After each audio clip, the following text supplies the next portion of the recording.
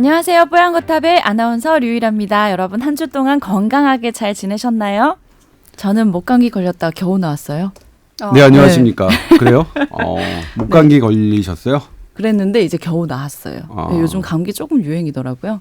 네. 조은석 기자님 잘 계셨죠? 네. 네. 네, 잘 있었습니다. 항상 좋은 내용과 정확한 내용을 전달해 주려고 해주셔서 감사히 잘 듣고 있습니다. 저는 지금 미국에 거주 중이고 한국 나이로 40이 됐습니다. 저랑 비슷한. 근데 가로 열고 미혼입니다. 눈물 하셨어요. 우리 나이란 선생님도 미혼이신데. 미국에 그렇다고요. 있는 사람 만나긴 좀 어렵죠. 왜 이렇게 눈물까지 흘리실 일인가요? 부러운데요? 자, 최근에 몇 년 살이 좀 많이 쪄서 운동과 식이요법을 병행하고 있습니다. 그런데 요즘 어지러움증이 가끔 생겨서 문제가 있는지 걱정돼서 문의드립니다. 한 번은 커피를 사오고 나오다가 어지러워서 앉아서 몇 분 동안 쉬었던 적도 있고, 얼마 전에는 운동하고 집에 오다가 어지러워서 운전하고 계셨나 봐요. 얼른 정차를 하고 잠시 쉬기도 했습니다. 이땐 정말 아찔하더군요. 왠지 기절할 것 같았는데 정차할 때까지 정신줄을 안 놓으려고 엄청 노력을 했대요. 그 외에도 약간씩 어지러움증이 와서 누워서 쉰다거나 낮잠을 잔다거나 한 적이 있습니다. 어지러움이 올 때는 시야가 약간 흐려지고 시야의 바깥쪽에 검은 반점들이 좀 생겼던 것 같아요. 이게 어떤 증상인지 궁금해하시는데 특별히 건강상의 문제가 있어서 이런 건지, 그리고 또 예방하는 데 도움이 될 만한 방법이 없는지 문의드립니다 하셨어요.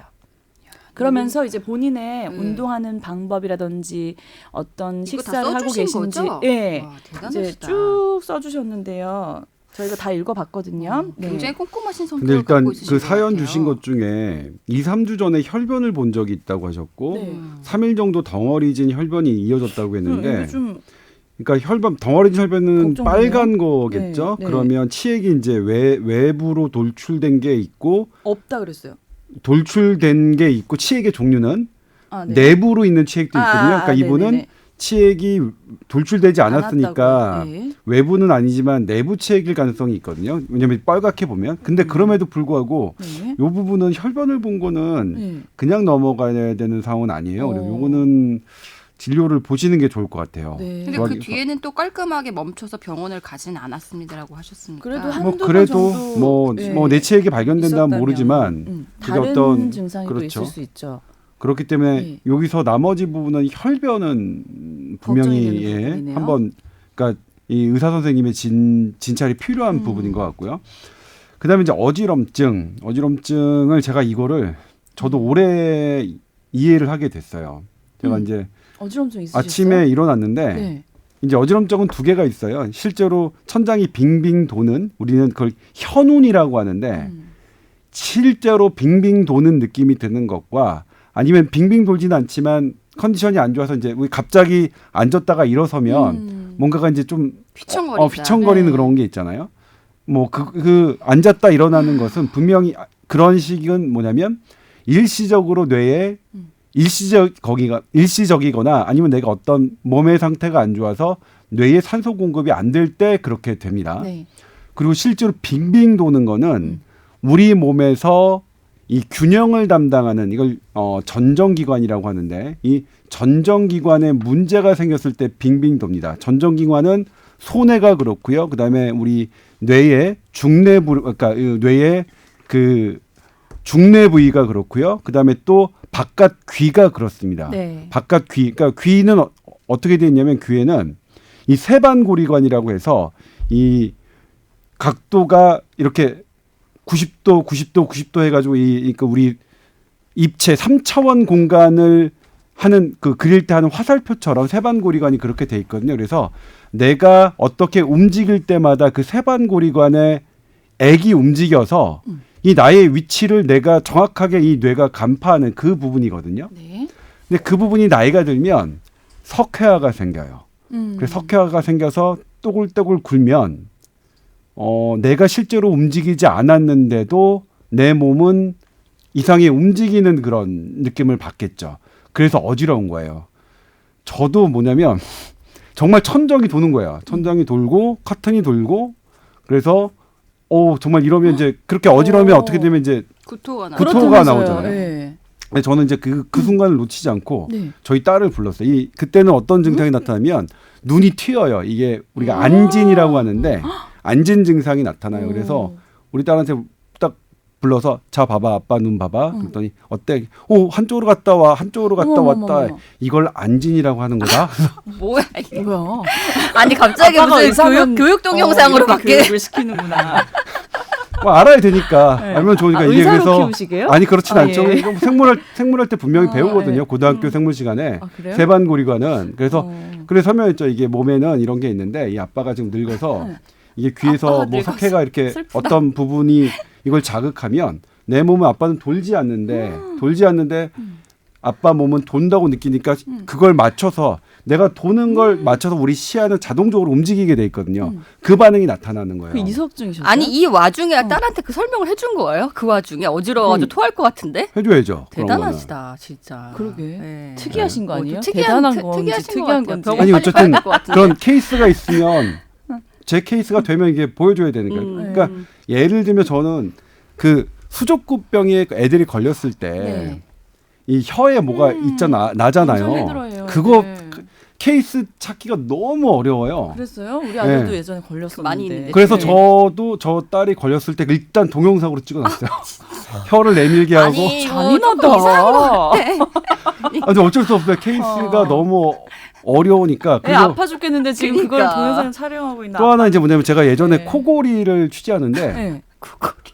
코골이를 찍으려면 실제로 누구 집에 가서 자는 걸 찍어야 되잖아요. 근데 안 돼서 어쩔 수 없이 제가 술을 마시고 가서 셀프 카메라 동영상을 해서 코 고는 걸 한 다음에 뉴스로 쓰고 제가 이제 제 진짜요? 얼굴을 모자이크 했죠. 본인 대박이다. 얼굴을 자료화면으로 만나게끔 이렇게 해서. 쓴 거죠. 이제 코 고는 SBS에서 거. 상 받으셔야겠네요. 진짜 열심히 일하신다. 이거는 그렇죠. 진짜 케이스가 뭐 안 구해지는데 어떻게 해요? 뭐. 본투비 직업인이네 진짜. 그래서 이거는 이제 조금 있으면 괜찮아지실 겁니다. 근데 이게 저도 봤더니 왜 운전할 때 정말 위험할 것 같더라고요. 그러니까 저도 그러니까요. 이게 도니까. 그래서 근데 이건 이제 보면 누워 있는 자세에 따라서 이 심해질 때가 있고 심해지지 않을 때가 있고 그렇게 교과서에 나와 있거든요. 정말 저도 그런 걸 처음 느껴봤어요. 그러니까 저는 오른쪽으로 누우면 너무나 토가 나올 정도로 빙빙 돌고 반대로 반대 방향으로 누우면 훨씬 더 가벼웠거든요. 네. 그리고 정확하게 한 일주일 정도 지나니까 저절로 나았고요. 보통 일주일 정도면 나아진다고 되어 있으니까 그래서 이렇게 어지러운 부분들은 그러니까 시야가 흐려지는 건 아까 말씀드렸지만 내 눈이 자동적으로 돌거든요. 보니까 내가 원래 갖고 있던 시야보다 좁게 느껴져요. 뭐 저는 뭐 이거 너무나 공감이 가는데 뭐 그런 이 부분이 케이스가 있어서 그거 맞아요? 저는 그건 그거라고 잘 생각하진 않은 건 모르겠어요. 안 예. 했었는데 사실은. 선배님 말씀하시는 거 약간 그 이석증이라 그러나? 그러니까 이게 그거 맞아. 말씀하신 이 케이스는 거고. 정확하게 우리가 어지럼증 종류가 네. 우리가 옅은 머리에 어디 뇌혈관 터졌다 가장 걱정하는 중추성. 그다음에 지금 말씀하신 그 전정기관처럼 귀에 문제가 생겨서 생기는 말초성 이렇게 두 개로 나누는데 네. 대체적으로 말초성은 생명의 위협이 있진 않죠. 굉장히 네. 괴롭지만. 네. 그래서 귀에 이석이 들어가면 말씀하신 것처럼 왜 생기는지 몰라요. 이석은 누구나 있지만 나이가 들어서 기능이 떨어진다는 사람도 있고 여튼 이석이 귀에 생기면 어지러움을 느끼죠. 아까 얘기한 것처럼 세 반고리가 세 개의 반고리거든요. 네. 그 세 개의 반고리가 좌우 이 수직 요거를 다 담당하고 있는데 막 도니까 내가 뺑뺑 도는 것처럼 어지러운 거예요. 이게 응급실에 어지럽다고 온다면 제일 흔한 경우가 될 수 근데 있죠. 이건 치료하기도 어렵죠. 치료가 어려울 수도 있고 어떻게 보면 제일 쉬울 수도 있어요. 우선 와가지고 이석을 빼내는 방법을 수기로 하거든요. 우선은 뭐 토할 것 같고 어지러우니까 네. 그 구토를 멈춰주는 약을 드리고 그리고 안정을 시킨 다음에 귀를 확 돌리면 아까 얘기한 것처럼 귀에 돌이 있는 거잖아요. 돌을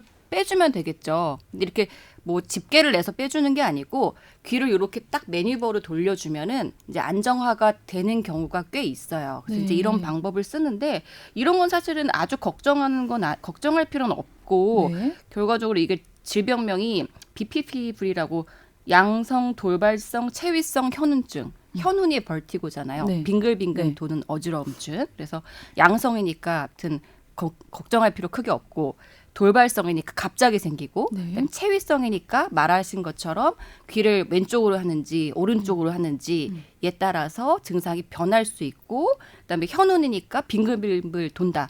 그래서 이제 BPPV라고 부르는데 네. 근데 이 경우에는 사연 보내신 분은 저는 그거는 아닌 것 같거든요. 네. 그래서 왜요? 우선 BPPV 벌티고에 대한 그 증상이 정확하게 기술이 안 돼 있고요. 여기 보면은 이제 어지러워서 몇 분 동안 쉬었던 적이 있고 이게 보면은 아찔하고 왠지 기절할 것 같았는데 이게 이제 빙글빙글 돈다는 것보다 굳이 말하자면 아까 말한 그 디즈니스, 약간 그렇죠. 어지러운 느낌, 어찌랄 느낌 이런 그러니까 것에 더 가까울 수 있을 것 같아요. 선배님 아까 말씀하신 왜 기립성 빈혈증 맞아요. 있잖아요. 여자들 되게 많잖아요. 기립성 한참 저혈압. 앉아있다가 일어나면 저도 완전 눈앞이 깜깜하게 안 저도 보여지고 그래요. 네. 그런 증상이랑 비슷한 그래서 것 기립성 같아서. 저혈압이 네. 약간 의심이 되고 근데 이제 이분은 보면은 커피를 사고 나오다가 어지러워서 앉아서 몇 분 동안 쉬었던 적도 있고 근데 최근이잖아요. 최근. 네. 근데 나는 이게 최근에 운동을 너무 과하게 해가지고 조금 그 일종의 신체적인 밸런스가 맞지 않아서 기립성 저혈압이라든지 네. 혹은 제가 정신과 의사로 생각을 해보자면 네. 이분이 굉장히 좀 꼼꼼하신 성격이신 것 같거든요. 네네네. 공부도 많이 하시고 네. 꼼꼼하시게 아주 막 그 잘 기술을 해주셨는데 네, 지금 미국에서 박사 공부를 그렇죠. 하신대잖아요. 예. 네. 제가 약간 걱정되는 건 오히려 저는 이제 어지러움증이 올 때 시야가 약간 흐려지고 시야의 바깥쪽에 검은 반점들이 생겼던 것 같습니다라고 해서 이게 약간의 이제 걱정을 했었는데 전반적인 맥락을 보니까 그 아까 디즈니스에 가깝고 아니 그것 때문에 저는 디즈니스를 안 보는데 네. 왜냐하면 디즈니스는 이렇게 순간적이에요. 네. 순간적이고 시야가 흐려지는 거, 그러니까 그게 시야가 흐려지는 게 아니라 이제 완전히 조금 안 보이죠. 하얗게 되고. 근데 반점은 어떻게 되냐면 정확하게 이게 저도 느꼈는데 시야의 바깥쪽에 이렇게 이 내가 보는 바깥쪽에 자꾸 돌아가니까 거기에 뭔가 영상이 이게 떠요. 이 반점처럼 보여요. 그다음에 이게 실제로 시야의 반점이 영구적으로 뜨는 것은 망막에서 황반에 문제가 생겨서 이것은 되게 중요한 사인인데 그게 문제라면 그건 회복되지 않아요. 그건 아닌 것 같고요. 그러니까 그래서. 그건 그 정말 하는 우리가 망막 출혈이나 망막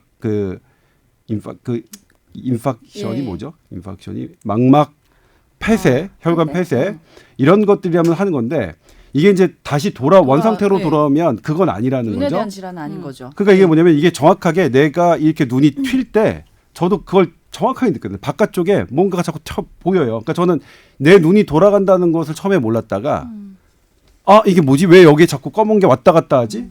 그렇게 해서 봤더니 눈이 돌아가는 거예요. 그러니까 이게 안진이 생길 때는 네. 이 안진의 방향으로 이렇게 나는 시야가 정면을 보려고 하는데 그것 때문에 저는 물론 이렇게 생각했는데 물론 그렇죠. 더 해보다면 이분이 이제 어지러운 게 제일 관건은 디즈니스와 이 버티고 그러니까 우리가 이게 실신이라고 하죠.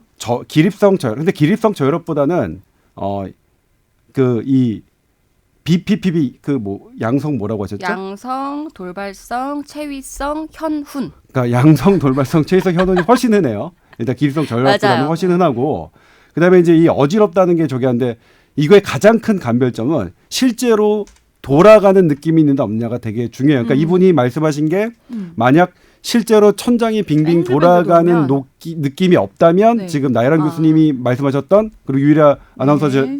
말씀하셨던 그 부분으로 가는 게 맞는 거고 네네. 근데 저는 이제 이게 정말로 그러니까 이게 세상이 돌아가는 느낌이 있으면 이거는 제 얘기가 맞을 거예요. 네. 근데 여기 하나가 더 있는 건 뭐냐면 그 양성, 돌발성, 체위성, 현은 어렵죠? 우리말이 더 어려워요. 요거는 일주일 정도가 지나는데 이게 계속해서 지속되는 분들이 있어요. 한 달, 두 달. 이거는 그게 아니에요. 그거는 우리가 이제 이유는 뭔지 모른다. 그래서 우리가 메니에르라는 사람이 처음으로 그 증상을 기술해서 메니에르 병이라고 하는데 그거는 상당히 오랜 동안 할 수 있어요.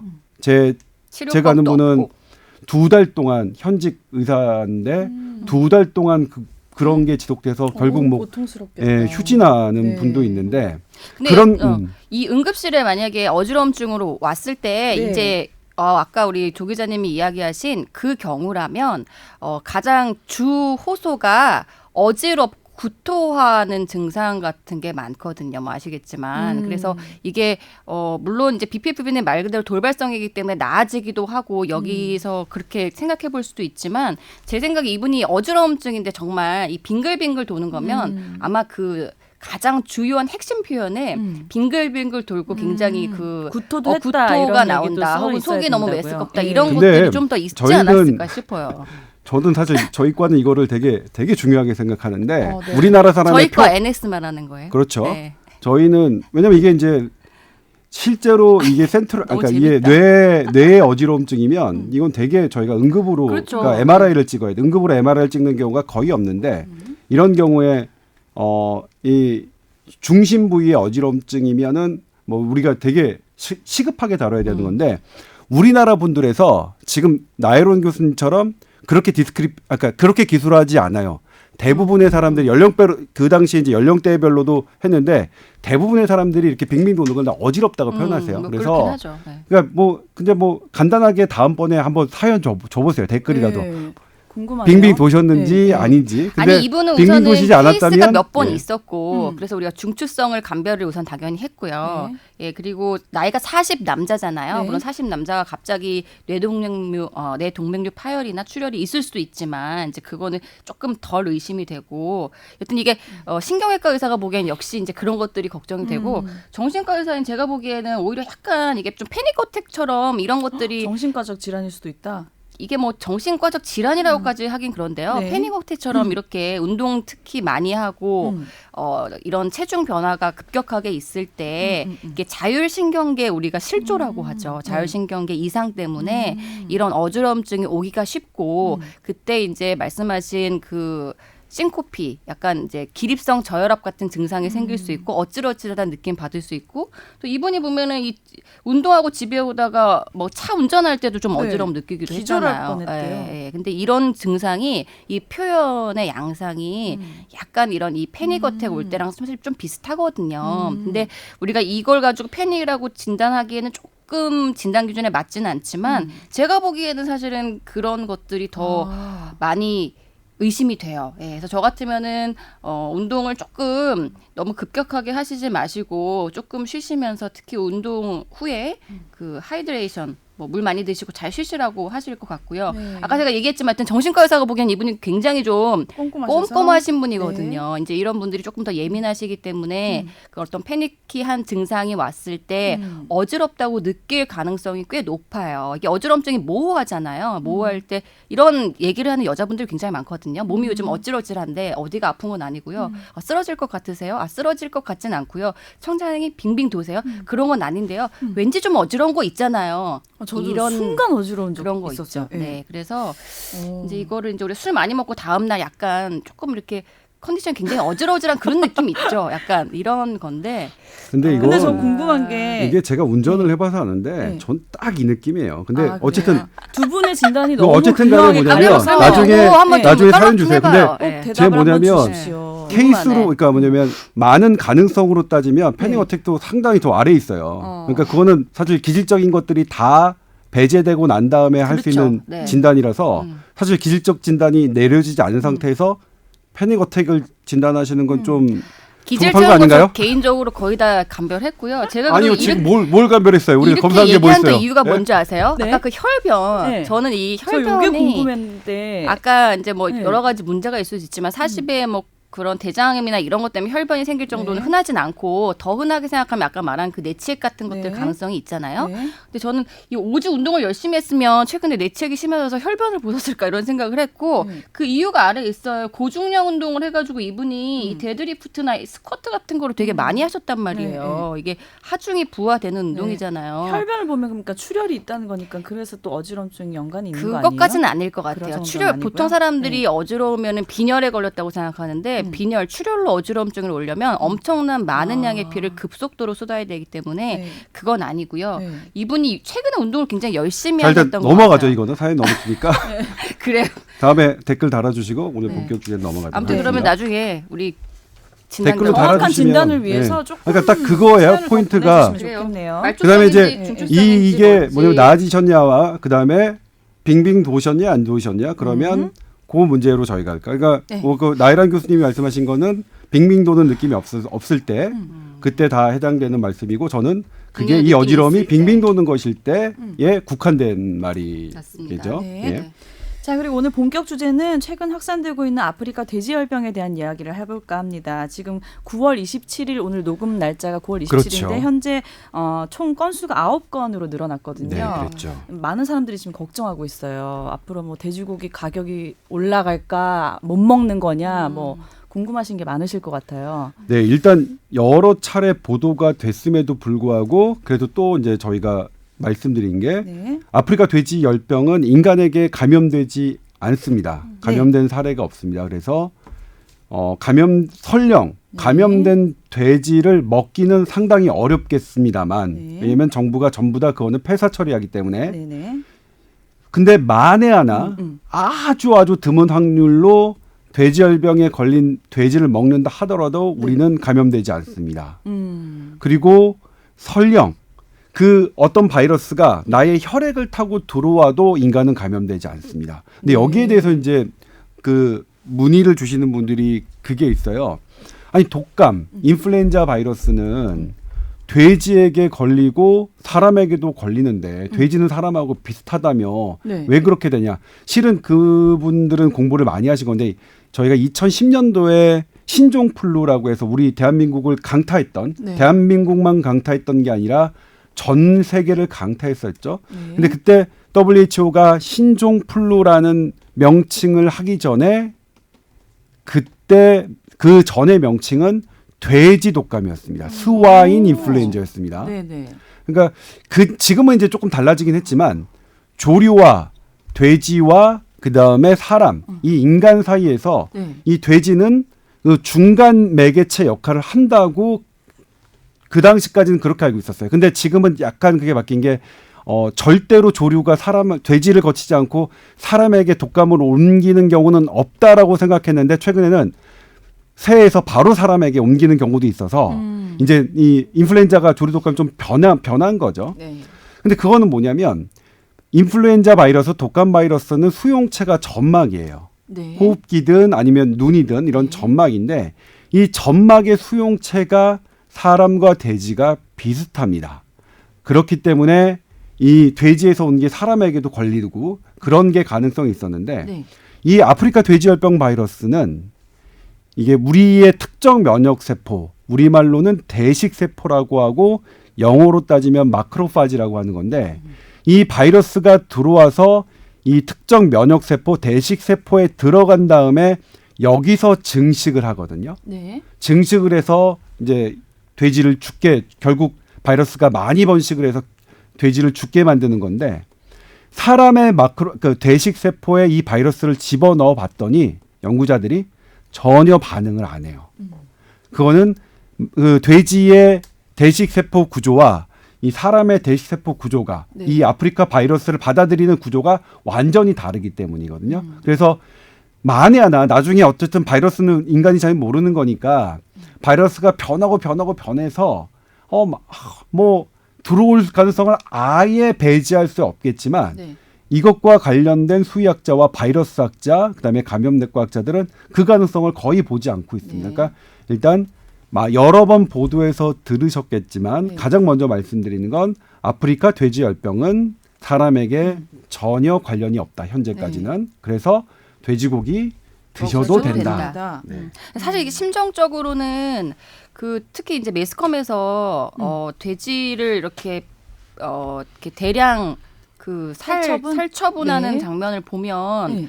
그거를 먹기가 조금 깨림직해지는 느낌이 있는데요. 그렇죠? 그래서 그런 것들을 좀 저는 여과 없이 보도하는 게 뭐 물론 약간의 이런 모자이크 처리하지만 조금 방송에서도 조금 조심을 해주시면 좋을 것 같고요. 이게 결국은 이 아프리카 돼지열병에 걸리면 특징이 아까 말씀하신 것처럼 그 온몸에 바이러스가 돼지 피를 타고 돌면서 온몸에 그 혈관이 터지는 거거든요. 그 이제 뭐 돼지가 엄청 처참해지겠죠. 여기저기 막 터지니까. 근데 그런 것들을 이렇게 보여주니까 보고 나서 사실 먹기가 좀 그렇잖아요. 그래서 사실 저도 그냥 소비자 입장에서 그런 게 있었고 여튼 이게 전혀 유해성이 없어요. 말씀하신 것처럼 이 바이러스가 퍼지는 거를 막기 위해서 돼지를 살처분하는 것뿐이지 그거를 먹어서 문제가 돼서 없애는 건 아니거든요. 근데 이제 저도 처음에 방송을 봤을 때는 아 이거 먹으면 뭐 사람이 걸리니까 저렇게 처분하는 걸 보여주는 건가? 이런 거를 언뜻 잘못 생각하실 수 있어서 이제 그 부분에 대해서는 오해가 없으시면 좋겠고요. 또 하나 걱정되는 거는 이제 소비자 입장에서도 있지만 이거를 살처분하시는 분들 그리고 네. 돼지를 키우셨던 분들도 굉장히 걱정이 되는 게 많이 걱정되죠. 아, 돼지가 많잖아요. 그리고 이제 뭐 아시겠지만 동물을 이렇게 키우다 보면 아무리 돼지나 소 뭐 그런 가축이지만 되게 애착이 아무래도 우리 집에서 키우니까 생길 텐데 그거를 우선 그 끔찍한 장면을 보는 거 그리고 대량으로 그 살처분하는 것들을 한다는 게 굉장히 이게 좀 마음이 많이 아플 것 같아요. 진짜 마음이 많이 아프고 하여튼 우선 끔찍하고요. 어떤 생물체가 잔인한 모습으로 죽어간다는 걸 본다는 게 그래서 관련된 그 돈가 그다음에 공무원들 뭐 이런 것들이 이런 분들이 이런 처리를 할 때 하여튼 저는 이걸 어떻게 좀 안 보게 해야 되나 하여튼 그런 것들을 좀 또 얘기를 좀 해봐야 될 것 같아요. 네. 그다음에 이제 예. 뭐 작업자들은 작업을 해야 되니까 그 장면을 안 볼 수는 없잖아요. 근데 제가 진짜 상상을 해봤는데 그게 한 동가에 뭐 몇천 마리씩 있는데 그러니까요. 예. 처음에 그게 가스 차량이 와서 이렇게 질식을 한번 시킨다면서요. 그러고 포크레인으로 이렇게 잡아서 예. 살처분을 이제 하는 건데 너무 끔찍하죠. 끔찍하죠. 네. 예. 그리고 이제 그게 보지 다 않아도 죽는 트라우마가 거를- 걸릴 것 같아요. 그러니까요. 예. 그래서 그거 한 번 보면은 정말 그리고 너무 하여튼 마음이 너무 아플 것 같고 그 네. 기르시는 분은 아 이거를 그래서 참 문제인 것 같아요. 네, 사실 뭐 저도 그건 문제라고 생각합니다. 저희가 사실 보도할 때 그런 잔인한 장면은 최대한 좀 자제를 하는 게 맞다고 생각하는데 실은 아마 잘 안 될 겁니다. 이번에도 뭐 그냥 그런 장면이 나오면 또 여과 없이 방송을 통해서 나가고 네. 그리고 그런 방송이 있으면 뭐 다른 방송사도 또 따라서 하고 그러니까 제일 했던 게 그러니까 이거는 이제 우리 뭐 여담으로 한다면 네. 제가 이따가 말씀드릴게요. 감염 경로 현재 전문가들이 어떻게 생각하고 있고 그러니까요. 조동차는 어떻게 생각하고 있는지 요 얘기가 좀 재밌는데 감염 왜냐면 이제 경로가 제대로 최근에 안 밝혀지고 임세원 네. 임세원 교수님이 의사자로 지정이 안 됐잖아요. 네. 복지부는 위원회를 열었고 그 위원회는 현직 의사들도 포함되어 있습니다. 법률과 15분 정도의 위원회가 냉철하게 따졌는데 어쨌든 만장일치로 의사자로 지정하기에는 법에 맞지 않는다 이렇게 결정을 했어요. 그래서 네. 유족들은 그 부분에 대해서 그렇지 않다라고 해서 이제 법정 소송을 하기로 했는데 상태가 네. 이런데 이제 그때 뭐냐면 저희는 그냥 그렇게만 보도를 했는데 저희 SBS는 KBS 같은 경우에는 그 당시의 CCTV를 입수해서 유족의 동의를 받았어요. 해서 했는데 저희가 그 다음 날 저는 이제 당연히 KBS가 그런 CCTV를 입수해서 보도했으니까 저는 물을 먹은 거잖아요. 네. 지시가 내려서 그 CCTV 입수하라고. 그래서 그쪽 해당 변호사를 컨택을 했죠. 어떻게 되냐 했더니 뭐라고 말씀하시냐면 네. 그 장면을 보고 가족과 친구분들이 재경험을 했다. 여튼 의미 있는 결론이 도출된다면은 그런 거를 감수할 수도 있을 것 같은데 결론적으로 저는 어떤 이득이 있었는지 모르겠어요. 네. 하여튼 저도 그거 보고 굉장히 좀 끔찍했거든요. 그리고 아는 사람들 입장에서는 그거를 보는 순간 그냥 그날의 장면이 정말 상상이 돼요. 근데 그렇죠. 그거를 저도 그래서 저는 아직까지도 잊혀지지 않은 뭐 이런 뉴스 장면 중에 하나가 이렇게 수해가 났어요. 그래서 물이 불어가지고 버스가 강물에 떠내려가게 된 거예요. 그 안에 계신 분들 다 돌아가셨거든요. 근데 그 안에 어떡하지 당황해하는 그 CCTV가 다 나왔어요. 전 그 장면 보니까 너무 끔찍하고 아직도 계속 저도 기억나고. 그래요. 그다음에 저도 이제 뭐냐면 이것도 다른 언론사인데 네.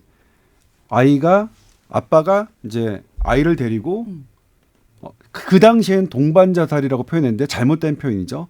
아이랑 같이 아이는 의미가 아이를 없었겠죠. 살해하고 네. 본인은 자살한 거죠. 네. 정확하게 얘기하면 자기 아들을 살해하고 본인이 자살한 겁니다. 동반 자살 아닙니다.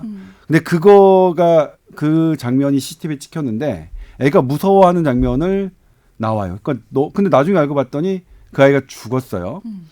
또 하나가 뭐냐면 어떤 중국에서 있었던 일인데 휴대전화를 보고 가다가 그 어떤 여학생인데 물에 빠져요. 네. 그 저는 그 빠지는 장면을 보고서 저 사람이 다행히 살았나 보다 했는데 아니었죠. 죽었어요. 저는 그 그런 사람의 많아요. 죽는 장면을 보고 싶지 않은데 뭐 그랬던 부분이 있어서 저도 해외 토픽에서도 그런 거 봤어요. 근데 예전에 그 퓰리처상 되게 유명했던 장면이 전쟁에서 그 죽어간 아이 딱 찍었을 때 그 사진 상을 기자가 받았지만 비난도 받았는데 받았죠. 예. 그게 취소가 됐나? 하여튼 기억은 안 나는데 아무튼 되게 아니죠. 취소는 안 됐는데 네, 그분이 되게 결국 비난받았잖아요. 예, 그분이 비난을 자살을 받았는데 했었잖아요. 그렇죠. 그렇게 예, 됐죠. 예. 예. 근데 사실 그래서 그런 것만큼 이게 뭐 어떻게 보면은 뭐 사진 작가나 이런 뭐 하여튼 뭐 영상을 하시는 분은 또 이런 보도하면서 사진으로서 전달하고 싶은 뭐 영상으로 전달하고 싶은 의미가 있을 수도 있지만 결과적으로 그게 어떤 의미가 있었으면은 또 한편 그러니까 저는 이게 의미는 분명히 그러니까 경각심을 예를 들면 주겠다라는 의미는 이것은 있는데, 분명히 예. 살해 후 자살하는 거다. 이거는 아버지가 동반 자살을 하는 게 아니라 아들을 죽인 거라는 메시지는 분명하게 전달된 것 같아요. 왜냐하면 애가 무서워했거든요. 그러니까 전 그걸 너무 그러니까 며칠을 밤에 샤워를 못했어요. 그것 때문에 제가 무서우면 밤에 샤워를 못 하거든요. 근데 그랬던 장면. 근데 뭐 선택을 해야 되겠지만, 그러니까 분명히 이것은 그 메시지를 전달하는 거. 이건 동반 자살, 동반이라는 낭만적인 그런 단어가 들어가는 게 아니라 살인이라는 친족 살인이라는 아주 극악무도한 그 단어가 여기에는 필요하다는 것을 그러게요. 인식시키기에는 충분했는데 네. 근데 너무 저도 충격이 컸어요. 그래서 그런 부분이 정답이 뭔지 모르겠는데 아무튼 이 부분도 그래서 이번에 최근에 임세원 교수님의 이것을 보면 취재하면서 사실 저는 뭐냐면 그거 입수해라라는 지시를 받았어요.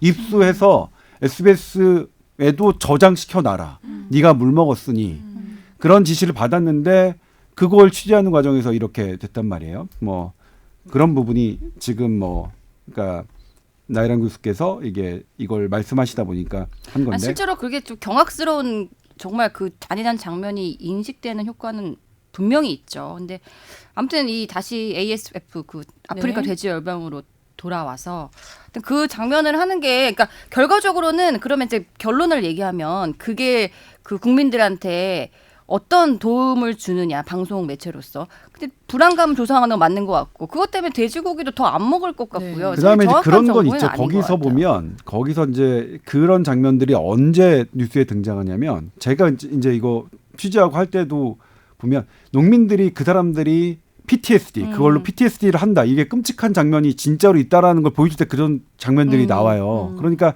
그것도 아주 생뚱맞다라고 하기는 그러니까 그분들이 얼마나 충격을 입느냐를 전달하기에는 그 그렇죠. 끔찍한 네. 장면이 네. 맞긴 해요. 네. 근데 거기에는 방금 말씀하셨듯이 이게 보는 사람들이 트라우마를 입는 네. 입지 않아도 되는 트라우마를 입는다는 그런 또 대가가 따르고 해서 대체적으로 여튼 그 농민들의 그 PTSD가 외상후 외상후 트라우마 있잖아요. 그거를 안내하는 목적으로 쓰이진 않았던 것 같아요. 네. 네. 그래서 하여튼 그 부분은 정말 그 농민들이나 관련 아니 그런 뉴스에 썼어요. 그러니까 물론 아닌 것도 쓰긴 아닌 것도 했지만 있고, 네. 그런 사람들의 끔찍한 PTSD를 하려면은 하지 않고는 뭐 좀 어려우니까 뭐 아무튼 해서 그분들도 조금 저희가 관심을 가져야 할 것 같고요. 여튼 돼지고기는 안전하고 먹어도 되고 절대로 사람한테 감염되지 않는다는 것은 이미 뭐 유럽이나 이전에 발병한 나라에서도 많이 이미 입증이 됐고요. 근데 하여튼 돼지고기 정말 요즘에 많이 안 드시려고 하고 또 돼지고기 값이 오른다는 얘기가 있잖아요. 네. 실제로 오르겠죠. 네. 네, 그래서 모르고 있죠. 네, 그것 때문에도 영향을 받을 수 있을 것 같기는 해요. 예, 왜냐면 이제 돼지고기가 중국 얘기를 잠깐 하자면 중국 정부는 200만 마리를 살처분했다고 했어요. 200만 마리. 그런데 중국에 들어가는 사료의 양을 줄어든 양, 중국이 수입하는 사료의 양을 줄어든 양을 계산해서 했더니 1억에서 2억 마리가 나옵니다. 1억에서 2억 마리. 그러니까 상당히 중국 정부가 공식 발표하는 것보다 훨씬 더 많은 돼지가 감염됐다. 그래서 그렇게 되면 이제 국제 돼지값이 오르는 거죠. 우리나라뿐만 아니라 그런 영향이 있는 것 같고. 자, 아까 말씀드렸던 이제 감염 경로에 대해서 궁금해요. 이게 좀 재밌어요. 네. 왜냐하면 이제 아무도 모르기 때문에 그러니까요. 그래요. 일단 전문가들이 보는 대체적인 의견을 먼저 하겠습니다. 이게 네. 1921년에 처음으로 아프리카에서 발견됐어요. 네. 근데 이게 이제 그동안은 뭐 이게 뭔지 잘 모르고 있다가 이게 유럽으로 건너갔습니다. 이게 포르투갈, 그다음에 스페인. 그래서 포르투갈, 스페인에서는 30년 동안 뭐 돼지 이 아프리카 병에 했다는 것들 이제 뭐 그런 얘기들 나오죠. 네네. 실제로 그랬고요. 근데 이게 그쪽에서 러시아, 그다음에 에스토니아로 갑니다. 그다음에 러시아에 있던 게 중국으로 와요. 국경 지역에서. 근데 그 국경 지역이 북한하고 인접해 있는 어쨌든 러시아 국경 지역에서 갔는데 2018년에 중국에서 완전 엄청난 그 아웃브레이크 대발생이 생기죠. 중국 정부는 200만이라고 하지만 1억에서 2억 마리에 추정하는. 근데 2018년에 중국에서 했던 것들을 유전자 분석, 우리 뭐 NGS라고 하죠. 이런 NGS 시스템을 쫙 했더니 이게 아프리카에서 유럽에 갔던 것과 약간 달라요. 약간 달라요. 그래서 아프리카, 유럽에 갔던 것을 1형이라고 하고요. ASF, 아프리카 스와인 피버 바이러스 1형이라고 하고 2018년 중국에서 한 것을 2형이라고 합니다. 네. 그런데 2019년에 중국과 어떻게 교류가 되는지 어떤 원인인지 모르겠지만 베트남에서 아웃브레이크가 있었고요. 그다음에 필리핀에서도 아웃브레이크가 있었죠. 이런 것들을 봤더니 여기도 똑같이 중국 2형이 나왔습니다. 2형이 나왔고 북한도 사실 우리 국정원이 얘기를 했죠. 평안북도의 돼지가 전멸했다라고 국정원이 얘기했는데 북한은 유전자형이 어떤 것인지는 모르겠으나 아마도 학자들은 다 중국형일 거다. 2형일 것이라고 생각해요. 근데 어쨌든 북한에서 이렇게 되니까 그다음부터 국내 학자들이 예측하는 논문을 씁니다. 네. 올해 1월, 그다음에 올해 5월 이렇게 해서 우리나라도 곧 이것이 올 것이다 네. 했고 그게 이제 올 것이 온 것이죠. 네. 그런데 이게 이제 우리나라에서 처음으로 확진 판정을 받은 그 다음 날 농림축산부와 환경부는 어떤 발표를 했냐면 북한에서 내려온 게 아니다라고 했어요. 북한과 아무 상관이 없다고 했어요. 그래서 이상하다. 이 많은 분들이 학자들이 예측한 건 북한이 걸렸기 때문에 우리나라도 곧 내려올 것이다라고 예측을 했는데 북한이 아니다라고 할 때 실제로 그렇게 발표를 했어요. 그래서 그때 대부분의 언론사는 그렇게 보도를 했습니다. 정부의 발표를 따라서. 근데 저희 SBS는 그렇게 보도하지 않았습니다. 네. 북한을 차단하는 것은 맞지 않다. 그래서 관련 연구들 그리고 그 가능성들을 보도했고요. 그리고 그 다음날 바로 환경부가 그 전날 했던 그 북한의 유입 경로가 없음을 가능성 떨어짐을 뒤엎고 정정하고 북한으로 이 유입 경로 그다음에 이거 조사하겠다. 그다음에 임진강물 조사하겠다. 그다음에 이 DMZ로 오는 이런 멧돼지나 이런 것들 감염 경로에 대해서 조사하고 그것이 들어오지 않도록 하겠다. 물론 아직까지 북한에서 온 것이라고는 확증이 없습니다. 왜냐하면 지금 아까 먼저 말씀드렸지만 감염 경로가 밝혀지지 않았기 때문에.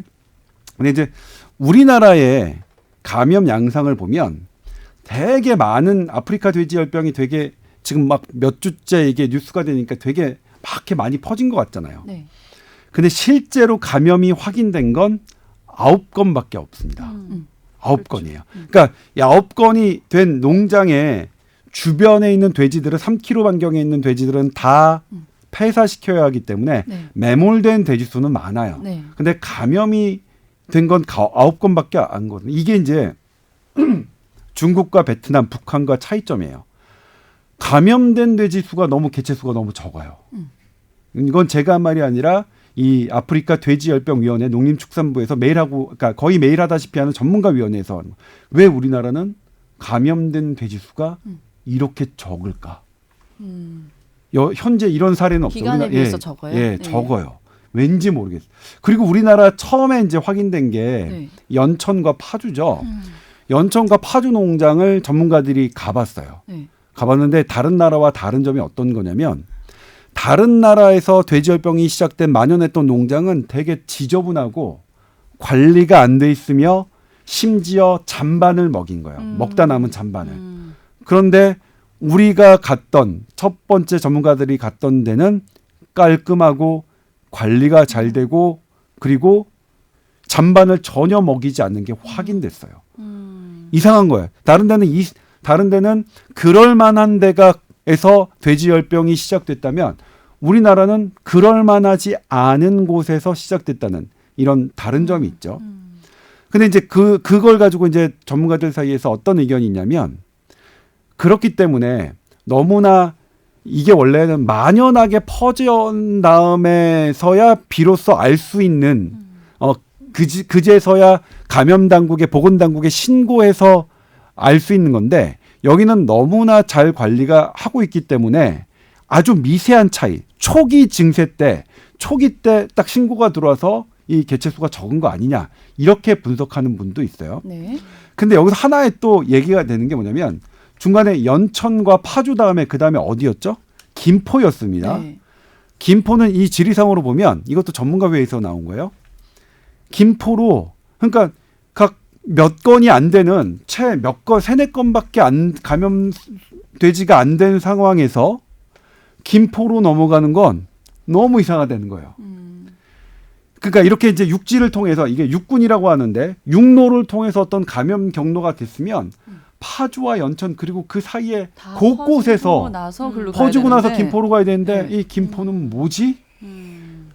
이런 게 있어요. 그 다음에 또 뭐예요? 그 다음에 이제 확인된 게 이거 제가 재밌게 말씀드리면 안 되는데 죄송합니다. 이거 국가 재난 상황이니까 이렇게 말씀드리면 안 되는데 그 다음에 강화도예요. 그러네요. 강화도로 갔어요. 강화가 지금 제일 많던데요. 네, 강화가 5건으로 제일 많죠. 그리고 어제는 뭐냐면 강화도에서 또 섬으로 떨어진 그 성모도에서 나왔죠. 네. 근데 이제 감염원이 이 돼지 열병 바이러스의 감염원은 생물학적 감염원과 비생물학적 감염원이 있습니다. 생물학적 감염원은 내가 이 바이러스를 증식시킬 수 있는 걸 우리가 생물학적 감염원이라고 하는데 이게 현재까지 확인된 건 멧돼지하고 진드기 딱 2개밖에 없습니다. 멧돼지와 진드기는 이게 들어오면 지 몸에 증식을 시켜서 퍼뜨릴 수 있어요. 네. 나머지는 생물이라도 비생물학적 그 매개체인데 뭐냐면 사람이 있죠. 사람은 증식시키진 않지만 사람 몸에 묻어서 그 감염을 시킬 수 있고 뭐 쪽제비나 아니면 팔이나 목이나 이런 거 다 그렇게 할 수 있고 묻혀서 할 수 있고 그다음에 또 하나 차량이 있을 수 있겠고 그리고 그런 차량을 타고 다니는 사람의 신발 이런 것들이 있을 수 있겠죠.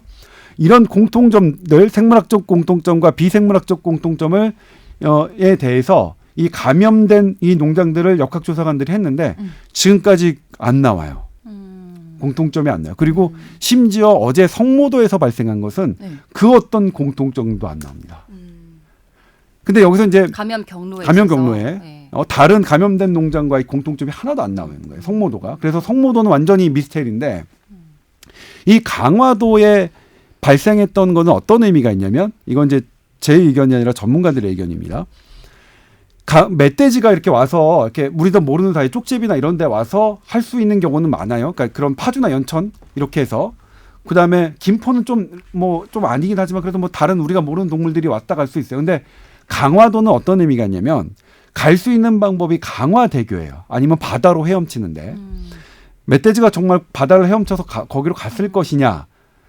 뭐 멧돼지가 바다에 수영을 할 수 있다지만 그러기엔 너무 먼 거리로 보여지고 대교라는 건 뭐냐면 CCTV가 있잖아요. 우리가 어떤 화면이나 그리고 차가 늘 지나가는 거기 때문에 멧돼지가 사람의 없이 관찰 없이 그렇게 인천에서 강화도, 그러니까 김포에서 강화도로 가기는 되게 어렵다란. 그러니까 멧돼지의 가능성이 상대적으로 낮아지는. 그러니까 여러 다양한 가능성 중에서 멧돼지 가능성이 낮아지는 그런 부분이죠. 근데 그러면 이제 뭐냐면 차량이나 이런 것일 수 있겠다라고 생각이 드는데 근데 여기서 이제 하나가 뭐냐면 차량이나 사람이라면 어떤 돼지 농장 주인이 돼지를 청소하는데 딱 한 마리만 청소하지는 않는데요. 거기 있는 돼지, 내가 키운 돼지를 어쨌든 최대한 많이 씻지 한두 마리만 하지 않아서 이것도 되게 사람이라고 보기엔 농장주가 어쨌든 어디서 오염돼서 농장주의 손으로 이렇게 감염됐다고 보기에는 이거 어려운 거 아니냐라고 보는 의견이 여기서 나온 거예요. 한두 마리만 하지 않는데. 그래서 지금은 어쨌거나 보건당국이 역학조사를 해서 이 감염병을 찾으려고 노력을 하는데 원인을. 그렇다면 이제 여기서부터는 제 생각입니다. 완전히 비전문가 생각이고 다수의 그러니까 왜 비전문가예요? 많이 취재했는데. 그러니까 비전문가의 생각이고 다수의 전문가들이 동의하지 않는 생각입니다. 근데 한 분이 저에게 주셨어요. 네. 주셔서 뭐냐면 이거 세일 가능성이 있다. 아니 근데 나도 그 생각했는데. 세일 가능성이 네. 있다. 네. 그리고 새에서는 진드기가 사는데 그러니까. 그 진드기를 통해서 할 수 있다라고 했는데 이제 이것에 대해서 다수의 전문가들은 뭐라고 말씀하셨냐면 이게 진드기 중에 진드기가 수백 종류가 있거든요. 근데 이 아프리카 돼지열병 바이러스를 매개할 수 있는 진드기는 물렁 진드기라고 하는 한 개 종류밖에 없다고 알려졌는데 실은 중국의 최근 2019년에서 중국에서 나온 논문을 보면 2개가 더 있어요. 한 종류. 그러니까 물렁 진드기 말고 딱딱한 진드기도 할 수 있다는 논문이 나오고 있어요. 근데 어쨌든 학계에서는 물렁 진드기 한 종류라고 보는데 이게 2013년도에 우리가 전수조사, 우리나라의 전수조사는 안 되겠죠. 찐득이로 무슨 수로 전수조사 하겠습니까?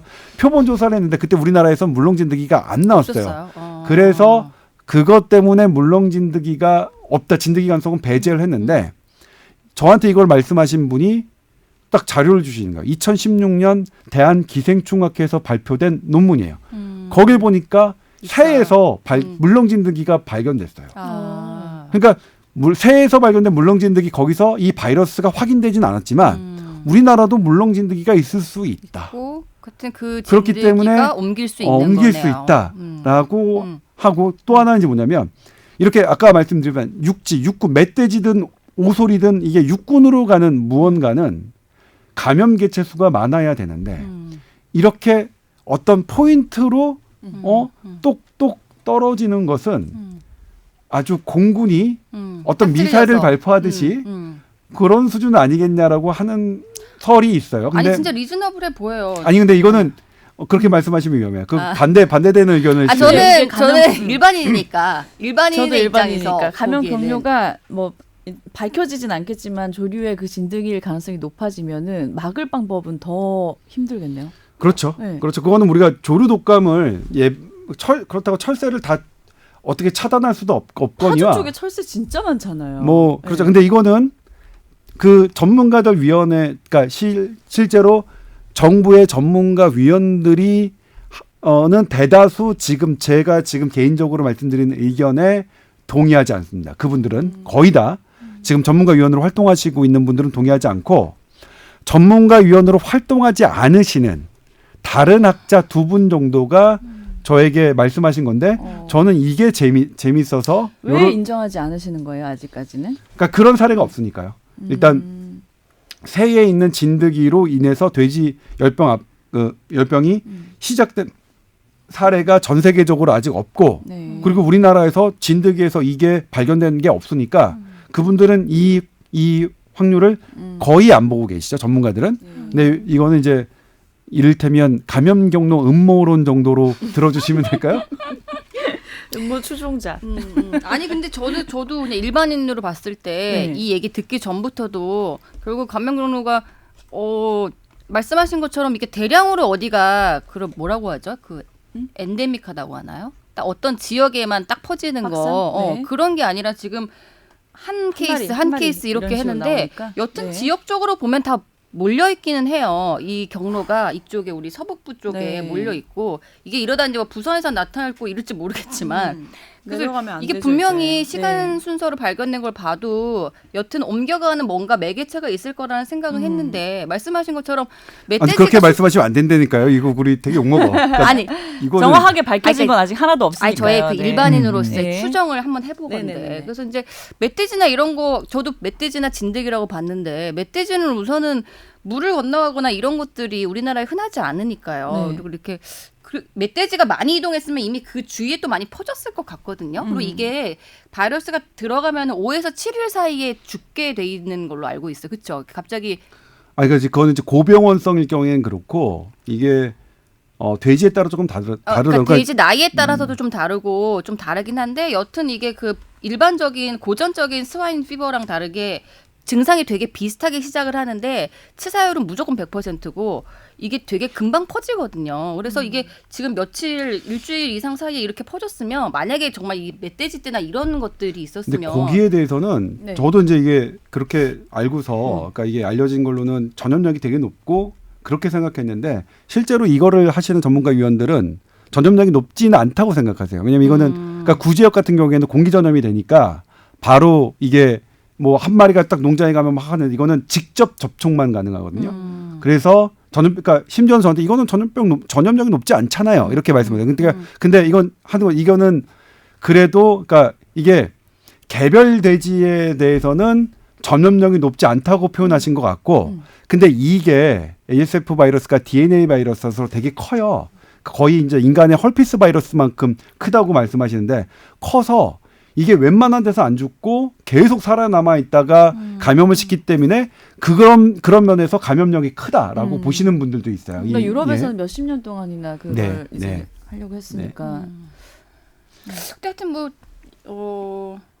상당히 일견 리즈너블해 보입니다. 또 이거는 이제 저희 저도 근데 약간 일견 이게 맞는 것 리즈너블해 같은, 보입니다. 네, 분명히 일견. 말씀드리지만 느낌이 ASF 전문가 위원들의 다수는 그렇게 생각하지 않으시고 네. 이 새와 진드기 이거는 조동찬의 개인 생각이다. 개인 생각입니다. 예, 저도 전문가들은 개인적으로 그냥 그렇게 일반적인 생각하지 추정이고요. 네. 않으시는 경우가 많고 그다음에 제가 개인 생각을 했던 이유는 두 분의 전문가가 한 분은 바이러스 학자시고요. 한 분은 현직 수의대 교수십니다. 그래서 두 분의 학자가 저에게 이런 말씀을 하셔서 저도 이렇게 말씀을 드리는 겁니다. 네. 아니 이게 영화 나중에 재난 영화 같은 거 만약에 이렇게 만들 때 나중에 보면요. 우리가 이 감염이라는 전파 경로는 사람이 아무리 자세하게 추정을 해본다고 해도 정말 이 추정할 수 없는 경우가 생길 수 있잖아요. 네. 이제 아까 말씀하신 것처럼 성모도나 강화도 같은 경우에는 뱃길을 통하지 않고서는 옮겨갈 수 없기 때문에 뭐 멧돼지 같은 거를 생각을 안 할 수도 있지만 사실 우리가 놓친 사람 중에 한 명이 뭐 예를 들어서 뭐 신고 있던 뭐 장갑이나 뭐 이런 신발 것들을 이런 데서. 이런 것들을 뭐 누가 친구한테 줬는데 친구가 배를 타고 갔는데 그 사람이 추정원원에서 영화다, 배제됐을 영화다. 수도 있고 아니 영화라는 게 그 실화를 바탕으로 네, 하니까 네. 감염 그럴 가능성도 경로를 있죠. 네. 찾는 건 사실 굉장히 어렵다는 얘기를 하는 거고 여러 가지 가능성을 다 고려해야 된다는 걸 얘기를 한 거거든요. 지금 어쨌든 되게 그러니까 이분들의 전문가분들이 매일 하시면서 진짜 모르겠다. 그렇게 말씀하신대요. 아니 이 얘기를 하는 어떻게 이유는 하냐고. 뭐냐면 네. 전에 그 메르스 중동 그 감염할 때 네. 사실 제가 그 전해까지 메르스 우리나라에 터지는 전해까지 그 기자 생활을 했는데 네. 제가 그 기자 생활하면서 그때 이거 메르스라는 이런 질병이 있네요. 그래서 이런 것도 좀 우리 미리 좀 다뤄보면 좋지 않아라고 했다가 엄청 욕 먹었어요. 무슨 장난하냐고. 중동에 있는 바이러스가 우리나라 왜 오냐고. 우리나라가 뭐 중동 낙타 우유를 먹는 것도 아닌데 완전 묵살됐거든요. 네. 근데 이제 제가 여튼 어떻게 보면은 그 다행이라고 하면 좀 그렇지만 제가 이렇게 딱 나왔을 때 메르스가 바로 다음에 터지는 걸 보고 야 이거는 정말 내가 성견지명이 있었는데 라는 생각을 했는데 여튼 이런 것들이 우리가 상상할 수 없는 가능성이 감염 항상 경로가 있다는 거죠. 네. 네. 그래서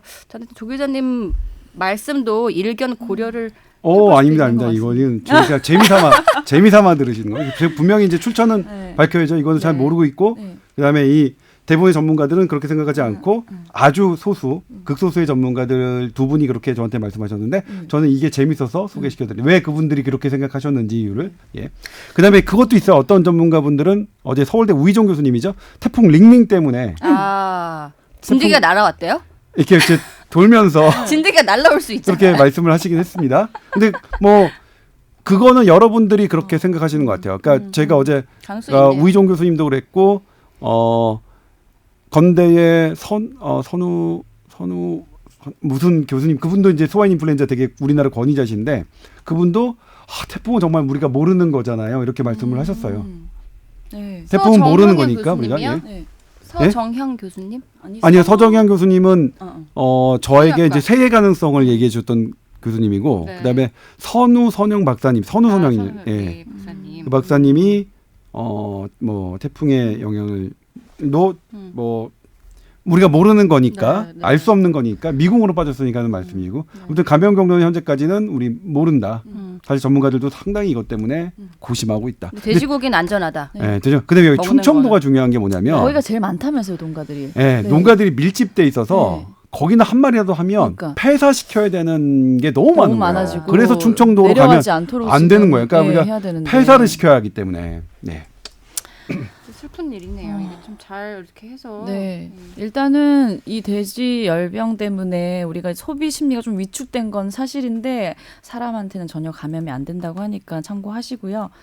감염국 경로를 밝히기가 너무 어렵긴 할 것 같은데 어떻게든 밝혀지지 않더라도 좀 아래 지방까지는 확산이 안 됐으면 참 좋겠네요, 정말. 예. 정말요. 정말 예. 그랬으면 좋겠어요.